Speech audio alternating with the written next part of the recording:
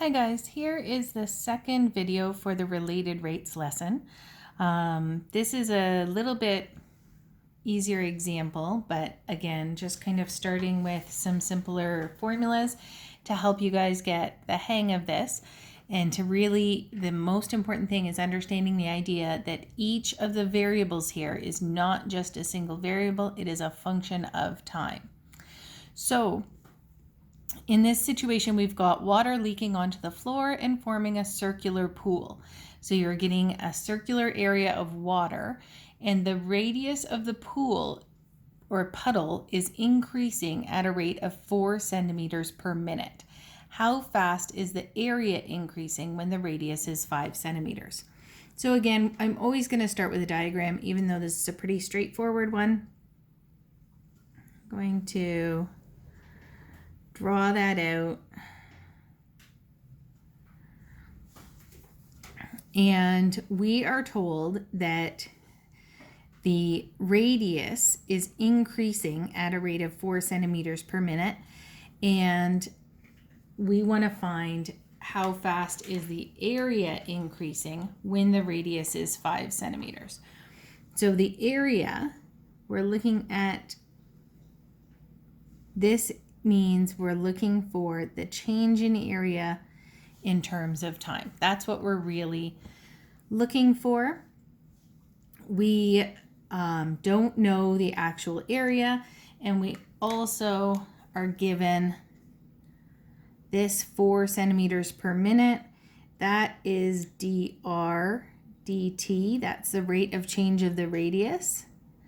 And we're told that the radius is 5. So kind of identifying those things. I really like to write those down. I have two variables that I'm going to be dealing with, A and R, so area and radius. We would have corresponding rates of change or derivatives in terms of time, dA dt and dr dt. So you kind of see the pattern here that I will have what are my variables, and then what are their corresponding derivatives in terms of time. And then really you're just filling in everything that you know or that you're given. So we are told that we want to find the rate of change when the radius is 5 centimeters. We know that it's increasing at a rate of 4 centimeters per minute.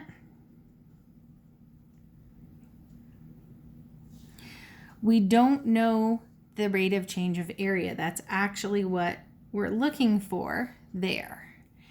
And we aren't given the area, but we can figure it out. So we know that the relationship here is pi r squared. And if r is 5,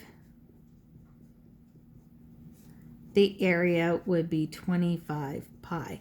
Now, sometimes this doesn't even come into play. Sometimes this isn't even important to know, but it's always kind of something that you can fill out. 25 pi. So if that kind of helps, that you've got, here's my variables and here's the corresponding derivatives in terms of time, this is the one I'm looking for.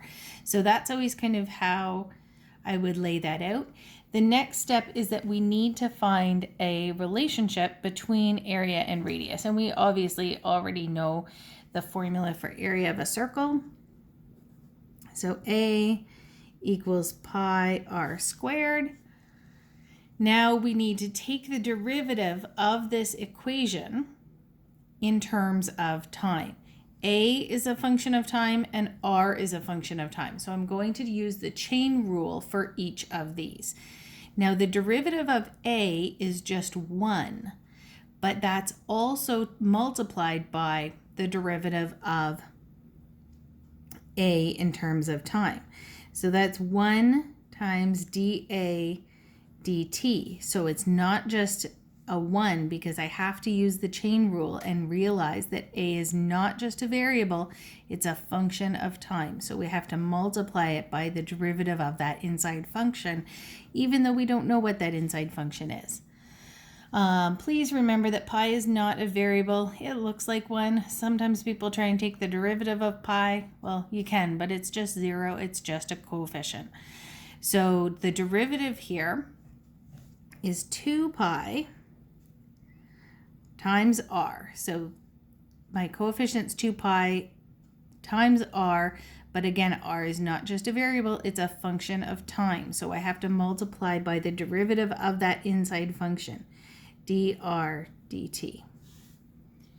So now I just take the stuff that I had listed out up above, substitute in the stuff that I don't know, and solve for dA dt. So dA dt is 2 pi, radius is 5, dr dt is 4. And I actually didn't end up needing to know that the radius, or the area, pardon me, was 25 pi, because I wasn't left with an a in my equation, but you often do need to know all of the variables. So it's not necessarily a bad idea just to kind of fill them all in so you really see what's missing, and that's what you're solving for. So dA dt is 40 pi. And we would put that in units. So area is centimeters squared, and it's changing per minute. Because this is a word problem, if you wanted to multiply out 40 times pi and kind of round that off, we get 125.66. 66. And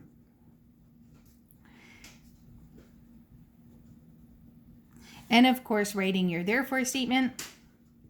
So therefore, the area is increasing at 125.66 centimeters squared per minute when radius is 5 centimeters. Okay, so that is the second example. We're going to do 3 more, and then you guys can practice this. It is a really good application and example of how the chain rule works in some good real life problems.